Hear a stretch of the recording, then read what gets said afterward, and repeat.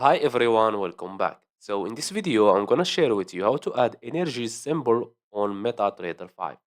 So just follow me and follow the steps. It's so easy and simple. So first of all, open your MetaTrader 5, then go and click on this dollar sign here. And make sure that you link it your MT5 with a broker, okay? And go to MT5 Energies group, as you can see. Now we have here the US oil, crude oil, we have UK oil, crude oil Brent, and we have the natural gas here. Okay, so let's say for example you want to add the crude oil. All you have to do is click on it, click on show symbol, and click on OK.